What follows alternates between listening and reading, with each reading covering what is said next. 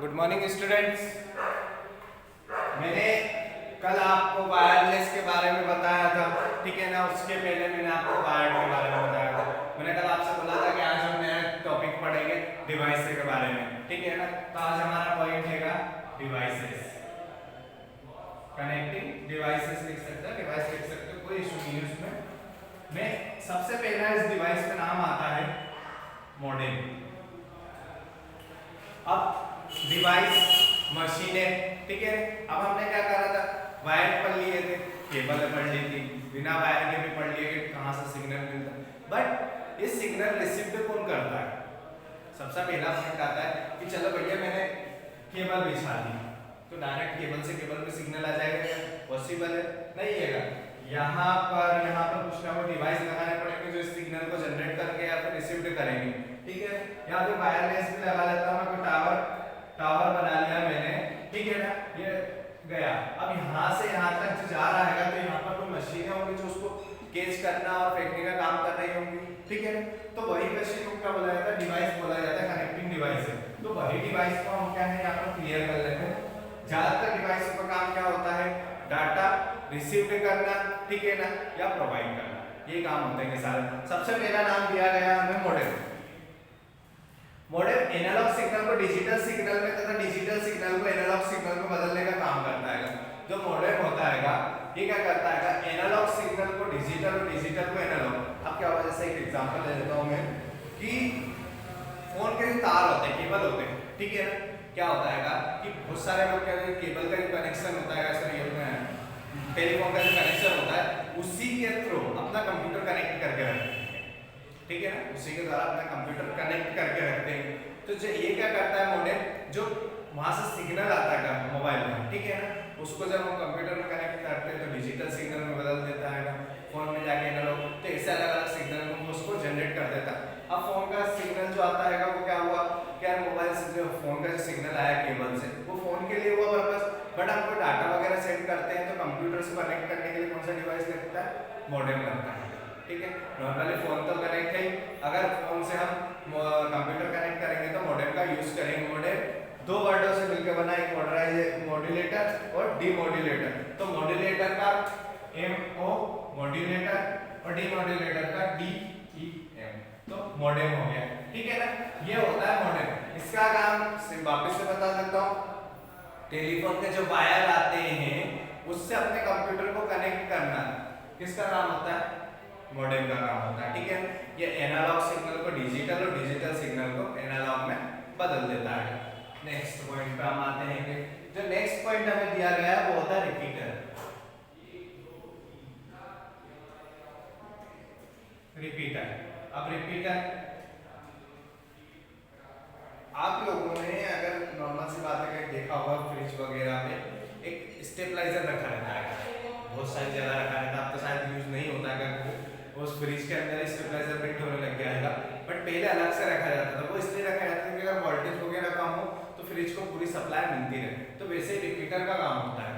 ये क्या करता है कि जो स्ट्रेंथ कम होती है, नेटवर्क आता है इसकी स्ट्रेंथ कम होती थी, ये उसको क्या करता है फुल स्ट्रेंथ के साथ में आगे पहुंचाता है। मतलब इसकी स्ट्रेंथ बढ़ा देता है। जो नेटवर्क की स्ट्रेंथ होती है ये उसको बढ़ा के आगे पहुंचाने का काम करता है। अब नॉर्मल सी बात है कि क्या होता है क्या सिग्नल, जैसे हम लोग घरों में नेट चलाते हैं तो सिग्नल कम मिलता है, ठीक है ना। अब कम सिग्नल मिल रहा है उसका क्या करा जाए? तो रिपीटर होता है। कंप्यूटर वगैरह में केबल वगैरह लगी रहती है, ठीक है ना। तो केबल के थ्रू जो नेटवर्क कम होता है ना, हमारा रिपीटर लगा के उस सिग्नल की स्ट्रेंथ को बढ़ा के आगे पहुंचाया जाता है। फिर जब नेटवर्क वीक होता है फिर रिपीटर लगाया जाता है, फिर उसको सिग्नल को आगे पहुंचाया जाता है। तो इससे क्या होता है, नेटवर्क की जो स्पीड रहती है वो ऑटोमेटिक बढ़ती जाती है, रिपीटर उस स्पीड को बढ़ा देता है। ये हो गया हमारा रिपीटर वाला। अब नेक्स्ट आता है हमारा हब।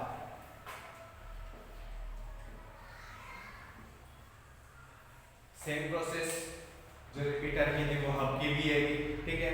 हब में भी यही होता है, इसमें मल्टी लेवल काम होते हैं। कि मतलब इसमें क्या होता है क्या जितने भी हमारे मतलब ये बोल सकते हैं कि जैसा हब कर रहा है, मैंने क्या बोला, सारे जितने भी डिवाइस के बारे में पढ़ेंगे उनका एक ही काम रहेगा, सिग्नल रिसीव करना और सिग्नल देना, ठीक है। तो हब का भी काम वही है, अलग से किसी का काम कुछ नहीं आएगा। इसका भी काम वही है, ये भी क्या करता है कि सिग्नल रिसीव करता है उसको पे आगे पहुंचाना, तो वही प्रोसेस हो गई ना कि कंप्लीट आपके पास में नेटवर्क आ रहा है, उसकी स्ट्रेंथ कम हो गई, तो उसको बढ़ाने के लिए आपको कुछ तो यूज करना पड़ेगा, किसी तरह तो आप सिग्नल बढ़ाओगे हैं। या फिर ये होता है कि हम ये बोल सकते हैं रिपीटर में चला हमने दो कंप्यूटर को कनेक्ट कर दिया, सिंपल सी बात है, एक केबल आई दूसरी केबल से कनेक्ट करके हमने उसको पहुंचा दिया, ये रिपीटर। अब क्या होता है, ऑफिस के अंदर जितने कंप्यूटर लगे, ऑफिस के अंदर जितने भी कंप्यूटर लगे उन सबको कनेक्ट करके नेटवर्क पहुंचाने का काम करता है। जैसे बोल सकते हैं एक बड़ा हब आता है जिसमें 24 प्लग होते हैं, जिसके आप 24 कंप्यूटर को कनेक्ट कर सकते हैं बड़े हब में, ठीक है। अब वो हब आपका एक कंप्यूटर हो गया 24 कंप्यूटर से, दूसरे फिर वापस अगर वो कंप्यूटर आपके पास मुश्किल है, आपको दूसरा हब लगाना पड़ेगा, ठीक है। रिपीटर में आप दो या दो से अधिक कंप्यूटर, नॉर्मली बात है रिपीटर में कम कंप्यूटरों का यूज होता है जो इसकी स्ट्रेंथ बढ़ा के देता है, हब में क्या होता है ज्यादा से ज्यादा कंप्यूटरों का यूज होता है जो सबको सिग्नल प्रोवाइड करता है, या फिर बोल सकते हैं कि आपसी कनेक्शन बना के रखता है। जैसे एक हब लगा दिया, हब के अंदर क्या करा 24 कंप्यूटर कनेक्ट, सारे कंप्यूटरों को सबसे कनेक्ट कर दिया, तो क्या वो सारे कंप्यूटर एक कंप्यूटर से कनेक्ट होगा, मतलब मेन वाले से, तो सबका डाटा एक दूसरे में प्रोवाइड होता रहेगा, ठीक है। ये हब होगा। अब हब के हमारे तीन नाम होते हैं, एक्टिव हब, पैसिव हब और इंटेलिजेंट हब। अब एक्टिव हब क्या होता है, जो सिग्नल को रीजनरेट करता है, ठीक है ना, साथ ही सिग्नल को इंक्रीज भी करता है। सबसे पहला पॉइंट अगर लिया जाए एक्टिव हब का ले लेते हैं, बस एक्टिव हब। इसका काम क्या होता है कि सिग्नल जो आता है नेटवर्क, जैसे ये मान सकते हैं एक हब है, ठीक है, यहाँ पर जो पीछे की केबल होगी जहाँ से नेटवर्क आ रहा है, बट यहाँ पर क्या अलग अलग प्लग लगे हुए, 24 प्लग है या फिर जितने भी छोटा बड़ा साइज के हिसाब से आता है उसमें लगे हुए हम, ठीक है ना, आपने सबने कंप्लीट कर लिया। तो एक्टिव हब जो लगा होगा उसमें क्या होगा, वो जब सिग्नल आएगा तो उसको क्या करेगा, इंक्रीज करेगा, उसको बढ़ा देगा, उस सिग्नल को बढ़ा के और आगे तक पहुंचा देगा। ये इसका काम हो गया एक्टिव हब का, ठीक है ना। अब नेक्स्ट हम आते हैं पैसिव हब।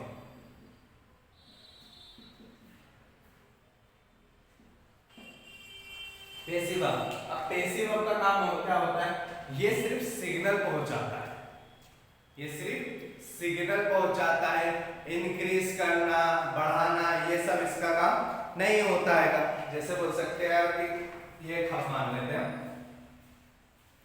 ठीक है, यहां से जो सिग्नल आ रहा है ये अगर 1 की स्पीड में आ रहा है, ठीक है ना, तो जब हम प्लग लगे हैं यहां से जब दूसरे कंप्यूटर में सिग्नल देंगे तो ये उसको डबल कर देगा, अपन 2 की स्पीड मान लेते हैं कि डबल करके वो पहुंचा रहा, मतलब उसकी स्ट्रेंथ बढ़ा के पहुंचा रहा। बट ये हो गया एक्टिव हब। अगर पैसिव हब की बात करें तो वो क्या करेगा, अगर सिग्नल 1 की स्पीड में आ रहा है तो वो 1 की ही स्पीड में आएगा, 2 की स्पीड में या फिर उससे इंक्रीज नहीं होगी, जैसा था वैसे ही सिर्फ वो आपस में सबको नेटवर्क बांट देगा, ठीक है। ये हो गया हमारा एक्टिव। थर्ड आता है हमारा इंटेलिजेंट हब।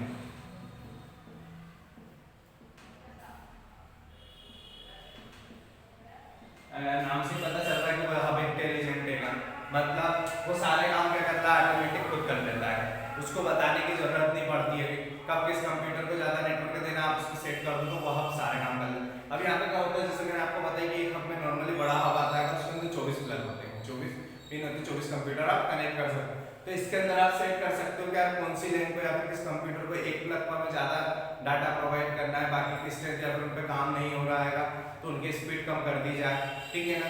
इधर ज्यादा काम हो रहा है तो यहाँ स्क्रीन पे बढ़ा दी जाए, वहाँ पे ऑफलाइन होंगे तो उनका डाटा बंद कर दिया जाए, ये सारे काम इसमें होते हैं, ठीक है। तो आई होप आपको ये तीनों चीजें समझ आ गई होगी। फोर्थ नंबर पे मैं आपको नया पॉइंट ले लेता हूँ, ब्रिज। ब्रिज को अगर हिंदी में बोला जाए तो पुल बोला जाता है, ठीक है ना। कहीं भी एक स्थान को दूसरे स्थान से जोड़ना ब्रिज का काम होता है। नॉर्मल सी बात है, आप ब्रिज पे बहुत सारी जगह गए होंगे जो एक जगह से दूसरी जगह को जोड़ के रखती है, ठीक है। तो वैसे ही काम यहाँ पे भी ब्रिज का होगा। ये क्या है, एक कंप्यूटर को दूसरे कंप्यूटर से जोड़, अब आप लोग बोलोगे कैसे, सारे पॉइंट में तो यही आ रहा है कि एक कंप्यूटर को दूसरे कंप्यूटर से जोड़ के रखना है। तो मैंने बोला ही ना कि सारों का काम क्या है, सिर्फ नेटवर्क पहुंचाना। सभी डिवाइस का काम क्या है, नेटवर्क लेकिन सब अलग अलग तरीके से यूज होते हैं, अलग अलग जगह यूज करा जाता है, जिसके कारण इतने सारे डिवाइस हैं, अब जैसे क्या होता है अगर साउंड सिस्टम होगा, ठीक है, हमारे घर में अगर साउंड सुनते तो उसके लिए छोटे स्पीकर, बड़े स्पीकर, हैंड फ्री में भी अलग अलग वेराइटी आती है, ठीक है ना, वायरलेस हैंड फ्री आती है, तो इसमें वेराइटी होगी। तो वैसे हमारे पास डिवाइस का अलग अलग है जिनका काम भी क्या है, जरूरत के हिसाब से बट जाता है, ठीक है ना। क्या हमें अगर एक कंप्यूटर चलाना तो ये वाला डिवाइस ले लेते हैं, हमें 4 कंप्यूटर कनेक्ट करना तो ये वाला डिवाइस ले लेते हैं, हमें और ज़्यादा कंप्यूटर कनेक्ट करना है तो ये वाला डिवाइस ले लेते हैं। हम जैसे हब में देख लेते हैं, हब में 3 तरह के हुए, ठीक है। एक्टिव हब क्या करता है, क्या वहाँ से डाटा आया तो वही आगे जाकर उसको इंक्रीज करके और रीजनरेट करके इंक्रीज कर देता है, मतलब वापस डाटा आएगा उसको बढ़ा देगा स्पीड और फिर देगा सब। पैसिव हब जैसा आया वैसे सबको बांट दिया, ठीक है भैया, एक की स्पीड में आया तो एक की स्पीड में सब में बांट दी। इंटेलिजेंट सारे काम कर लेगा, एक्टिव वाला भी कर लेगा, पैसिव वाला भी कर लेगा, ठीक है ना। ज्यादा डाटा होगा तो ट्रैफिक बढ़ रहा है तो उन सबको आपस में अलग अलग बांट देगा, ठीक है। अगर एक कंप्यूटर को डाटा देना दूसरे को बंद करना तो वो सारे काम इंटेलिजेंट। तो वैसे ही सारे डिवाइस हैं जिनका सबके अपने अपने काम। अब ब्रिज का काम भी वही होता है, ठीक है ना, जो नेटवर्क सेगमेंट को जोड़ के रखता है मीडिया को जोड़ने के लिए। अब इसमें क्या होता है नॉर्मली हम मान सकते हैं जो जैसे हमारा कंप्यूटर या फिर बोल सकते हैं कि हम एक किसी ऑफिस में काम कर रहे हैं तो वहां पर सभी चीजें जुड़ी रहती है, प्रिंटर हो गया, फोटो जेरॉक्स मशीन हो गई, ठीक है ना, मोबाइल हो गए, तो ये सारी चीजें कनेक्टेड रहती है। अब इन सब चीजों को कनेक्ट करने के लिए क्या चाहिए, कुछ तो चाहिए। जैसे क्या होता है कि एक प्रिंटर है, एक प्रिंटर है, सारे कंप्यूटर हैं, अब उससे जाकर अगर प्रिंटर कनेक्ट है तो कोई भी जाकर प्रिंट आउट निकाल सकता है, पॉसिबल है। तो ब्रिज बांधा हुआ है एक दूसरे को, दोनों ने एक दूसरे को कनेक्ट करके रखा हुआ, जैसे इसमें दे रखा है कि ब्रिज एक ऐसा नेटवर्क रहेगा आवरण है जो विभाजित करके ब्रिज ओएसआई मॉडल के डाटा लिंक लेयर पर कार्य करता है। उसका उपयोग अलग अलग तरह के मीडिया को जोड़ने के लिए किया जाता है, जो अलग अलग तरह के मीडिया को जोड़ने। जैसे अगर आपको डायग्राम देखना हो तो आप बुक में देख सकते हैं कि इन सबके डायग्राम की कौन सी डिवाइस कैसी होती है, या फिर सबसे अच्छा तरीका मैं तो बताता हूँ ना आपको, आप गूगल पे सर्च करो, गूगल पे सर्च करो क्या ये डायग्राम अगर ये हब है तो कैसा दिखता रहेगा, ठीक है। तो आपको जब देखोगे ना ऑटोमेटिक समझ आएगा ये चीज़ तो हमने देखी हुई है, ये चीज़ तो हमने वहाँ देखी, ठीक है। बहुत सारी चीज़ें ये चीज़ें आपने नॉर्मली लाइफ में देख रखी लेकिन उनके नाम नहीं पता क्योंकि आप इस फील्ड में कंप्यूटर में आपने नया है या फिर कंप्यूटर आप करते भी हो तो डेली रूटीन वाला ही करते हो, बट ये थोड़ा आगे की प्रोसेस हो गई तो ये सारी चीज़ें आपको उसमें डायग्राम मिल जाएंगे, ठीक है ना। नेक्स्ट आता है राउटर।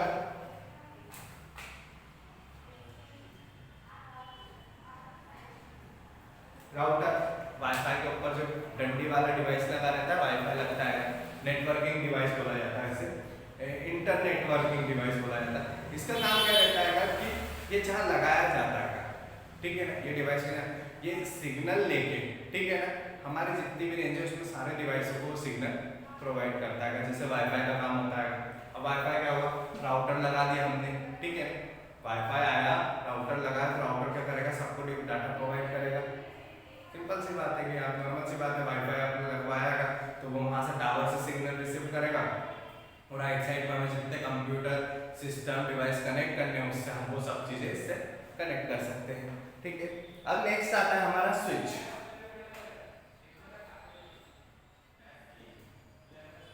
स्विच में भी वही प्रोसेस रहती है कि आप इसके भी मॉडल देख सकते हैं, ठीक है ना। ये भी क्या करता है, एक मशीन हो गई बीच में, ठीक है ना, ये हमारा स्विच हो गया। अब ये क्या करेगा, कंप्यूटर, लैपटॉप, मोबाइल, प्रिंटर और भी जो भी जेरॉक्स मशीन वगैरह जितने भी डिवाइस हो गया हमारे उन सबको क्या करता है, कनेक्ट करके रखता है आपस में। ये इन सबको क्या करता है, डिवाइस बीच में लगा हुआ, तो ये सारी चीजें क्या होगी, आपस में कनेक्टेड होगी। हम किसी भी स्विच से किसी को भी डाटा प्रोवाइड कर सकते हैं, ये हो गया हमारा स्विच। अब नेक्स्ट हमारा 7th नंबर का पॉइंट आता है गेटवे।